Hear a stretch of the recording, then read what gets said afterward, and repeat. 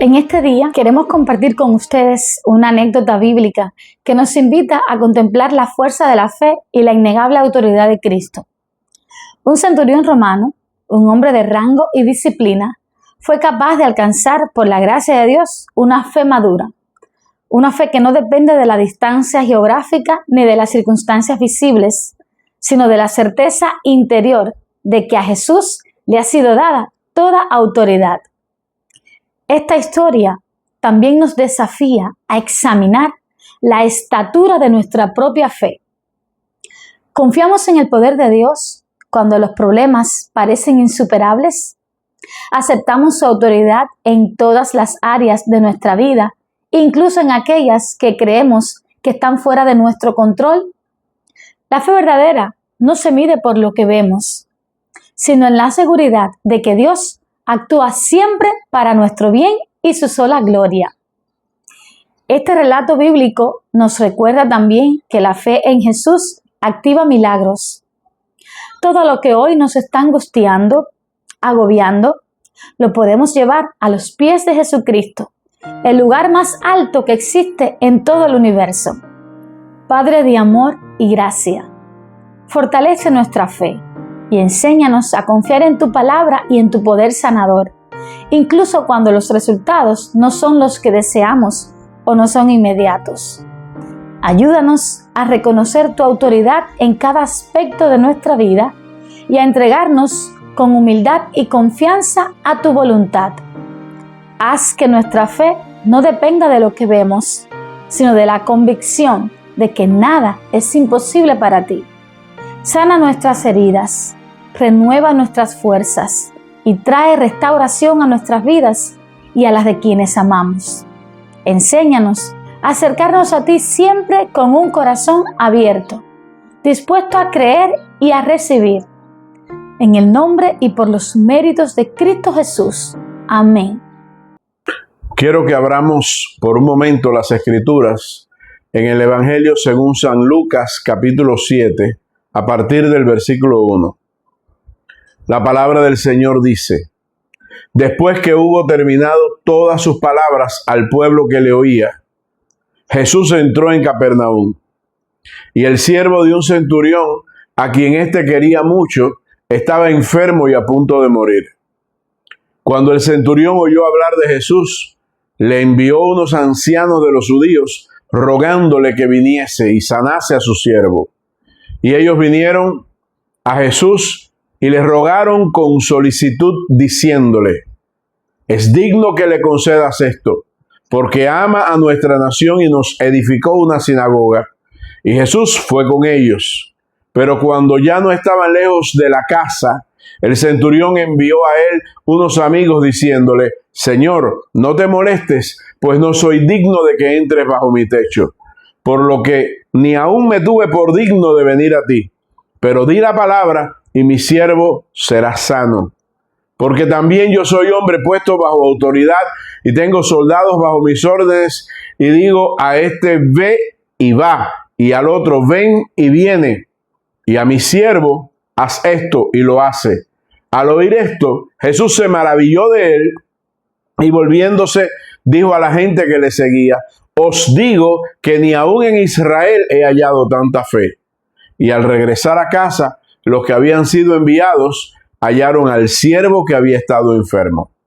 El rango militar de centurión era uno de los más respetados y temidos en la antigua Roma, no solo por la autoridad que confería, sino por el mérito que requería alcanzar esa posición. A diferencia de otros cargos, estos hombres no eran nombrados a dedo por la élite imperial, sino que comenzaban su carrera desde las filas más bajas, como soldados rasos, y debían ganarse cada ascenso a través del valor, la disciplina y la habilidad en el combate.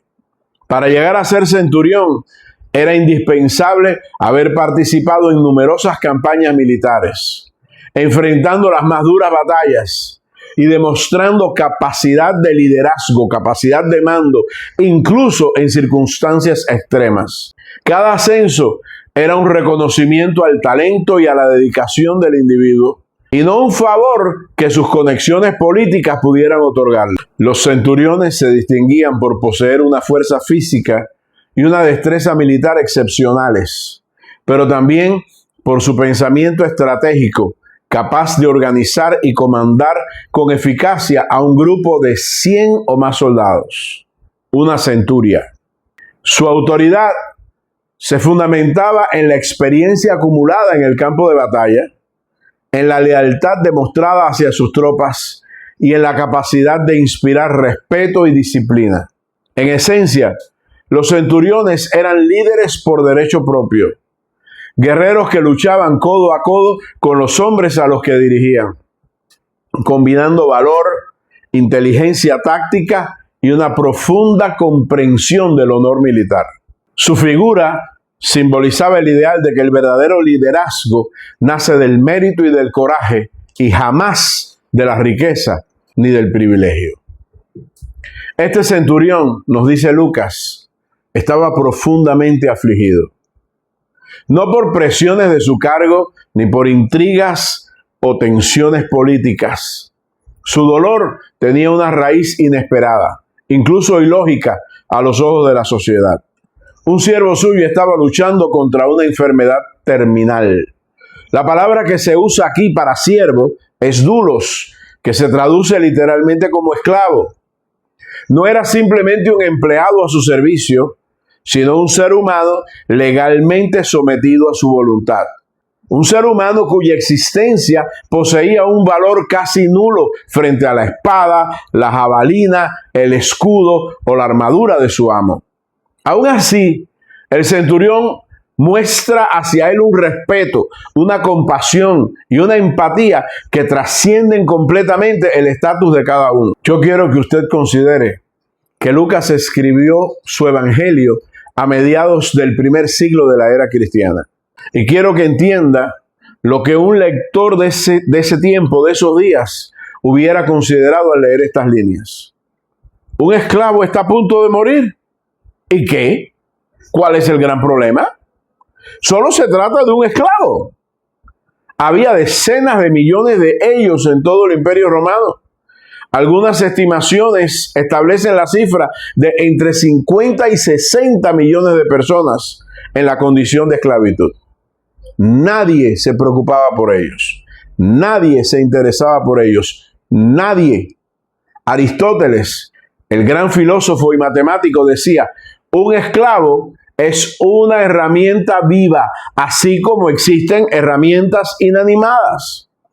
Un centurión que había visto derramarse la sangre de amigos y enemigos, que había mirado de cerca la muerte en innumerables ocasiones, al recibir la noticia de que un esclavo suyo estaba a punto de morir, apenas hubiera levantado una ceja.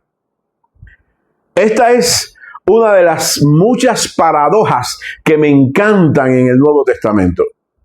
Estas palabras no se escribieron en el siglo XXI. Estas palabras no se escribieron en el auge de la filosofía posmoderna y la cultura woke. Este libro fue escrito en el primer siglo. Por tanto, lo que está diciendo aquí es completamente contracultural. Este centurión está genuinamente, verdaderamente preocupado por su esclavo. Él no responde a esta situación como un soldado profesional hubiera respondido. Ni siquiera como un ciudadano común del imperio hubiera respondido. Él no cuenta a este individuo como una herramienta desechable y se pone a buscar un reemplazo. Él lo ve como un hombre creado a la imagen y semejanza de Dios. En el versículo 2 leemos: a quien éste quería mucho. La palabra original podemos traducirla literalmente como altamente valorado, precioso, estimado, de gran honor. Más adelante, en el versículo 7, el centurión se dirige a Jesús por medio de sus enviados y utiliza la palabra pais, que significa niño, incluso hijo, sugiriendo un vínculo afectivo y una cercanía personal aún mayor.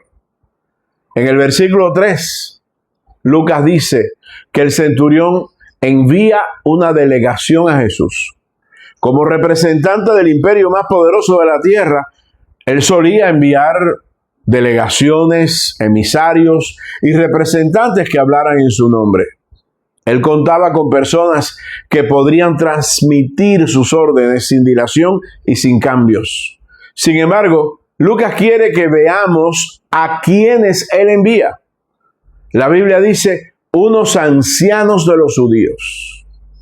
Estos ancianos no estaban en lo absoluto bajo su mando. No eran soldados suyos, no eran colaboradores suyos. Sin embargo, la Biblia dice que estaban ansiosos por responder a su solicitud y llevar su petición a Jesús. La expresión del versículo 4, les rogaron con solicitud, indica una acción continua, repetida. Ellos no solo transmitieron la petición del centurión, ellos imploraron a Jesús una y otra vez. Esto también es extraño, insólito, porque los judíos no hacían peticiones a nombre de los gentiles. Y el hecho de que ellos lo hicieran en la manera en que lo hicieron, con la persistencia, con la seriedad, con la repetitividad que lo hicieron, es realmente asombroso en hombres de su calibre, en ancianos de la comunidad. Sin embargo, a medida que seguimos leyendo, descubrimos la razón de su persistencia. Ellos le dicen a Jesús, es digno que le concedas esto. La palabra digno, en griego axios, en su uso literal, es el peso justo para inclinar la balanza. Es exactamente lo contrario a lo que la Biblia dice acerca del rey Belsasar. La noche del banquete, la última noche del imperio babilónico, el dedo de Dios escribió en la pared, pesado has sido en balanza y fuiste hallado falto. Ahora, tenga en cuenta que este es el testimonio de un pueblo que vive bajo el yugo de Roma. Y note también que estos ancianos son de Galilea. Entre todos los rincones del imperio romano, Galilea era el hogar de un fuerte fervor nacionalista. Judas el Galileo, que se menciona en Hechos 5:37, había liderado una reciente revuelta contra los romanos. Sus seguidores, los miembros del movimiento político celote, eran conocidos como sicarios y se habían ganado ese nombre por la sica, la daga que ocultaban bajo los pliegues de sus túnicas. Ellos empuñaban esa daga, entraban en una multitud y asesinaban a los partidarios de Roma, cortándolos, hiriéndolos en áreas letales con esa daga. Eran expertos en ello. Todo esto estaba sucediendo en Galilea. Sin embargo, este centurión se había ganado no solo el respeto, sino el afecto de estos ancianos judíos. ¿Cómo se había ganado el centurión ese nivel de apoyo, de compromiso? Los ancianos dicen, él ama a nuestra nación. Es interesante que la palabra que ellos usan aquí no es simpatía, apego, cariño, interés, afición, amistad, cordialidad. Es la palabra agapao, el ejercicio supremo del amor. O sea, que el centurión no solo veía a su criado como un ser creado a la imagen de Dios, sino que también veía a Israel como el pueblo escogido por Dios. Y como prueba de ello, los ancianos agregan, él fue quien nos construyó nuestra sinagoga. Una significativa porción del dinero que este centurión debía haber guardado para su familia, para su retiro, para labrarse, para asegurar su futuro, lo había invertido en la construcción de este edificio, el más alto, el más grandioso de Capernaum, un lugar que todavía se visita, un lugar al que él como gentil no podría entrar jamás, pero donde las sagradas escrituras serían enseñadas cada semana y donde un día la palabra encarnada, Jesús, entraría y obraría milagros. Es evidente que este centurión amaba sinceramente la palabra de Dios. La deseaba como la miel que destila del panal. Para él, los preceptos, estatutos y decretos de las Sagradas Escrituras no contenían solo información académica o moral. sino constituían un poder vivo y activo capaz de redefinir realidades. De hecho, esa era la razón por la cual él era tan cercano, por la cual él estaba tan familiarizado con estos ancianos judíos. El versículo 6 dice que Jesús fue con ellos. Pero cuando ya no estaban lejos de la casa, el centurión envió a él unos amigos diciéndole: Señor, no te molestes, pues no soy digno de que entres bajo mi techo, por lo que ni aún me tuve por digno de venir a ti. Pero di la palabra y mi siervo será sano.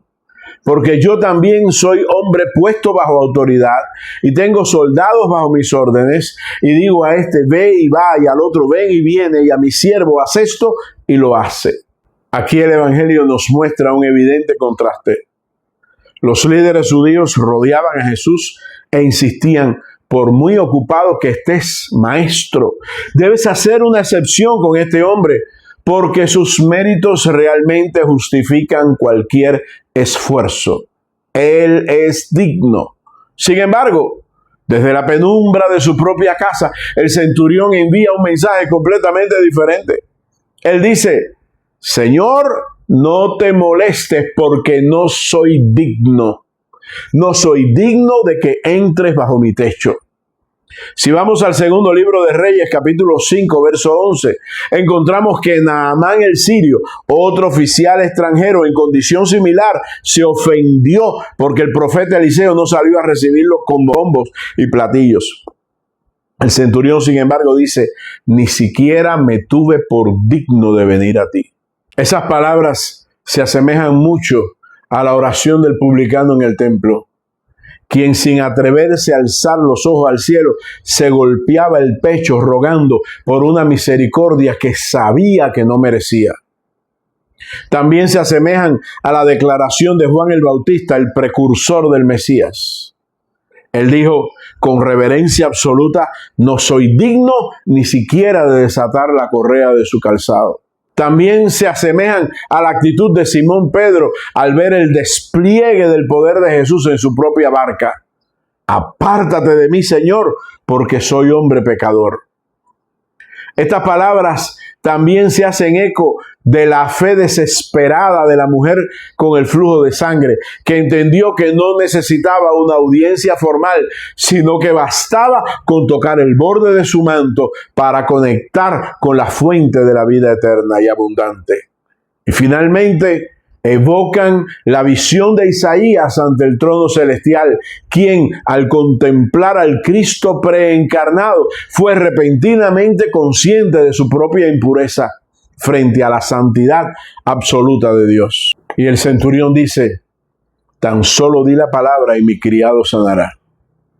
Él entendió muy bien lo que muy pocas personas en Israel habían entendido: el alcance de la autoridad de Cristo. Él sabía que sus propias palabras tenían peso, no solo por su fuerza personal o por su habilidad como hombre de guerra, sino porque detrás de él estaba el poder del imperio más poderoso de la tierra y la voluntad de César. Esa autoridad, sin embargo, era temporal y limitada. La autoridad de Jesús, por el contrario, es absoluta, eterna e inmutable. Está basada en quién es Él, el Hijo de Dios. Jesús no hablaba como los escribas. Los escribas eran solo un eco, una repetición de lo que otros habían hablado, habían dicho. Ellos citaban tradiciones y leyes que custodiaban con celo, pero sin poder espiritual. Ellos escudriñaban las Escrituras considerando que el conocimiento de las mismas era suficiente para alcanzar la vida eterna. Jesús, sin embargo, declaró en Juan 5:39 que las Escrituras no son un fin en sí mismas, sino un mapa que apunta a una persona. Podemos estudiar la Biblia intelectualmente. Podemos estudiar la Biblia religiosamente. Pero si eso no nos lleva a conocer al Verbo hecho carne, nos estamos perdiendo el punto principal.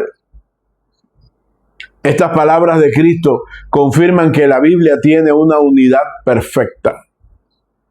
En el Antiguo Testamento, Cristo es anunciado. El propio Jesús en el camino de Emaús enseña que Él es la clave de interpretación de toda la ley y los profetas.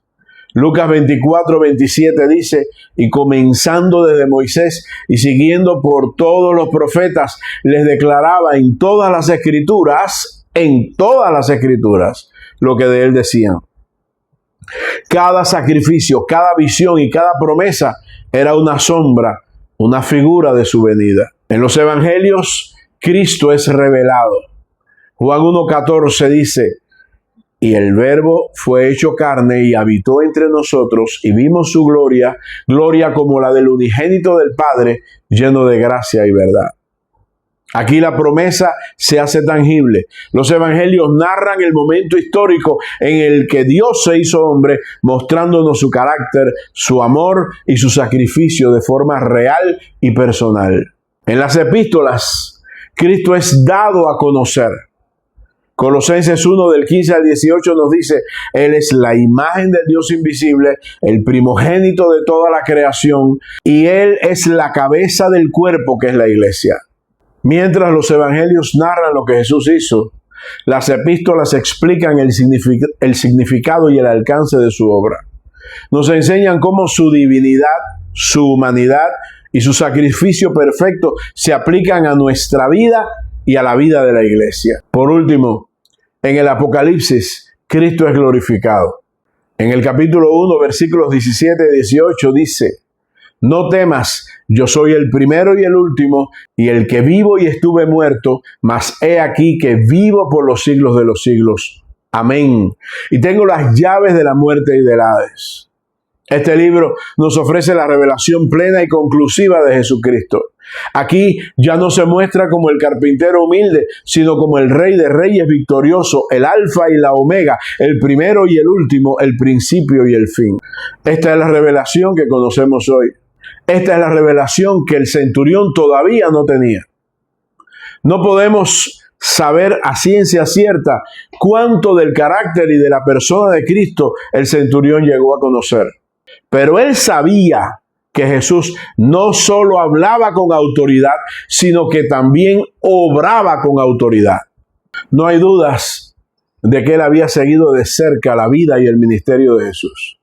En su primer milagro, en Caná de Galilea, al transformar el agua en vino, Jesús se había manifestado como el Señor de los tiempos y de los procesos. La vid debía extraer agua del suelo, sintetizar azúcares y producir el fruto que luego sería cosechado, prensado, fermentado debidamente. Este era un proceso que debía tomar años. Sin embargo, Jesús colapsó completamente el ciclo biológico y químico y en un parpadeo, en un abrir y cerrar de ojos, el agua de las tinajas reconoció a su creador y se convirtió en el mejor vino. Al multiplicar los panes y los peces, Jesús se había revelado como el Señor de la abundancia y de la escasez. El Dios que una vez hizo caer maná del cielo sobre su pueblo en el desierto, el Dios que alimentó a Elías con cuervos y que hizo que la harina y el aceite de la viuda de Sarepta no se escaseara, es el mismo Dios que utilizó lo que era nada para tan grande multitud, lo que era insignificante para tan grande multitud, y lo multiplicó. Y Él es el mismo Dios que provee para nosotros hoy. Pablo dice en Filipenses 4, 12 y 13, sé vivir humildemente y sé tener abundancia. En todo y por todo estoy enseñado, así para estar saciado como para tener hambre, así para tener abundancia como para padecer necesidad. Todo lo puedo en Cristo que me fortalece. Al caminar sobre el mar y calmar la tempestad, Jesús se reveló como el Señor de los elementos y de la naturaleza. Cuando sus pies abandonaron la orilla del mar de Galilea, la gravedad se rindió ante su decreto. El agua, en lugar de tragárselo, se convirtió en un pavimento sólido para su autor, que camina sobre el caos y hace la calma. Al abrir los ojos que nunca habían visto la luz, al hacer hablar la lengua de los mudos, enderezar las rodillas de los paralíticos, sanar infecciones como la lepra y llamar a los muertos fuera de la tumba. Jesús mostró que Él es el Señor de la vida y de la muerte. Estos hechos de Jesús, estas palabras y obras de Jesús, fueron el evangelio que el centurión vio con sus propios ojos, escuchó con sus propios oídos y su corazón palpitó. Por todo lo que él había visto y oído, el centurión llegó a una conclusión radical. Él entendió que Jesús ni siquiera necesitaba llegar junto al lecho donde su siervo estaba postrado. Tan solo su palabra era suficiente. Al oír esto, dice Lucas que Jesús se maravilló de él. Este es un momento que detiene el flujo de la narrativa bíblica.